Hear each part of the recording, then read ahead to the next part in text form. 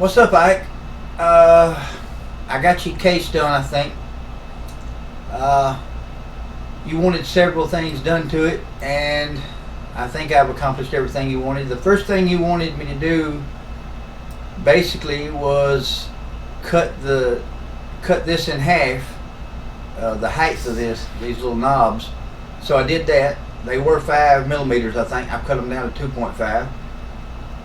And you wanted this widened out here and this widened out all the way to here, so you basically had 21 millimeters in here just for your battery strap. So you have like a 0.5 millimeter on each side and your battery strap fits right in here. So I got that.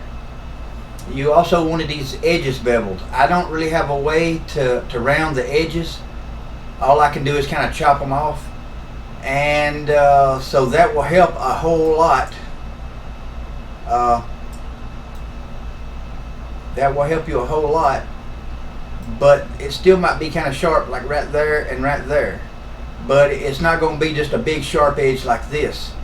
But if you want to knock these edges off a little bit, the PLA is very easy to knock the edges off of something.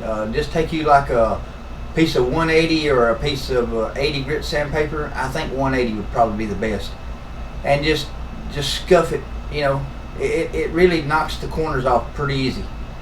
So you can smooth that up without much trouble. I also rounded the bottom edges for your battery straps to go, so maybe it won't be cutting them. The next thing you wanted was these knobs here, so that it would center it on your top plate. So I made this, thought I had it just perfect, and it does fit perfect at the top here. There's no slop at all at the top, but at the bottom it had 1 millimeter of slop. You could slide this thing back and forth from side to side 1 millimeter, which was not a lot, but it's enough that I wasn't happy with it, and I had already fused all these pieces together, so I couldn't go back and change it. So what I ended up doing, let me zoom in here and I'll show you. We're only talking 1 millimeter. So what I ended up doing was taking 2 1 millimeter square bars and inserting them in here, and then sliding it a 0.5 millimeter in on both sides and fusing them together, all this together. So if it doesn't fit, you can take a file and just barely knock the corner here off. But I think it's going to be a perfect fit. It may even still be just a little bit loose, but it's going to be close, brother. That's about as close as I can get you. This is about the best I can do on this thing. I mean, I've put quite a bit of time into this one. If I was to knock the edges off like I did here, all over, it would make the print too weak, brother. It would break too easy, because it's pretty thin in there. You know, this is only 2.5 millimeters thick walls. And time you knock the corners off, if you knocked them off all the way around this thing, why, it would be paper thin around the edges, and it would just come apart. This is the only way to keep the structural integrity of it. All right. You also wanted a top plate for it. So here's the top plate, and you can glue it like you wanted, or I put you some 2 millimeter holes. Lines up perfect, and they go about 11 millimeters deep into the part here. So you can find you a screw that fits that just right, little tiny screw, and you can screw the top plate on if you want. That way it don't have to be a permanent fix. And I gave it support right in here. See, it's not just cut all the way through anymore. So you just run your wire through this one and through that one, and then slide your plate down and screw it down. Alright, I think I covered everything you wanted there, brother. Now let's go over, I want to show you something here. This is in my Ultramaker Cura on my printing program. If I were you, brother, the way I've got it, it sets down on the table just like this, and this is the way I would print it. Because doing it this way will give you less supports you have to put. PLA is bad to get hot and turn loose from the table on the corners and peel up, and that will mess your whole print up. So brother, if I were you, I would put a raft. Let me show you the settings I'm using. I'm using a 2.8 millimeter low quality layer height. Let me scroll.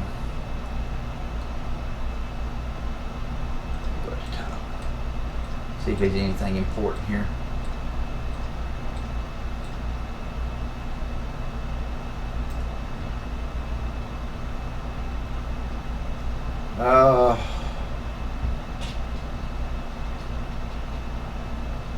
I'm using 100% infill. I'm using a grid pattern. I'm printing at 210 degrees for PLA with a 60 degree bed temperature. I'm printing it at 60% speed, 60 millimeters a second on the initial speed. I have retraction enabled. I am running cooling, print cooling, and I am running support, normal supports and support everywhere. And I've got the support overhang angle at 70%, and I'm using the support pattern of lines. And the reason I'm doing all of this is so the infill, so the supports will come loose from the print easier. Trust me, brother, it makes a big difference in if you want a good looking print or not. And there's one other thing you need to do on that, and that is right here. No, that's not it. Support Z distance or something right here. Support Z distance. You see over here on the left hand side of the screen, that is the distance between the part and the top and bottom of the support. Normally it's 0.28, 0.28. That's really close, and a lot of times that makes it really hard to break the support out of the part, and it don't give you a good smooth look. So what I always do is change it to 0.4. That gives you a little more room, and the part comes loose, the support comes out of there a lot easier. And other than that, brother, all you need to do is on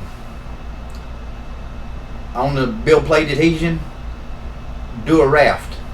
Just make sure you have raft here. Now let me show you I'll preview it here. Let me slice it up, and then we'll do a preview. If I printed this, it would take 6 hours and 4 minutes. Preview. Now you can see by what all I did, it gave a flat surface for it to print on, and if any edges curl up, it'll be way out here and not on the part. So this part will print real flat. Alright?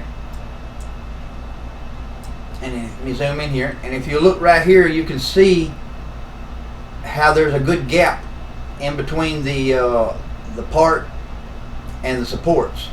That's those settings I was telling you. You'll get this if you use those settings. And this part right here, the support will snap out of there pretty easy and leave a pretty good looking part. Same way with this one. And by printing it straight up and down like this, you don't have, the bottom's going to print flat. There is no top to it here, so it'll just print the wall straight up. So the only supports you'll need is this and this. It'll just do better if you print it this way. And then when you print the top plate out, you just want a raft with it too, and just, you won't need any supports or anything for it. It'll just print flat right on the table. And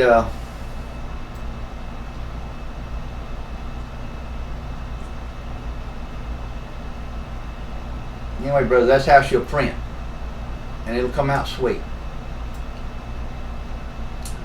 And I hope you're satisfied with this, and it should work. If it doesn't, let me know, but I really can't see any reason it wouldn't. It's the exact same print. I just made a bunch of modifications to it. And be sure though, and let me know how it turns out, brother. I'm curious. Alright, brother, have a great night, and I hope this works.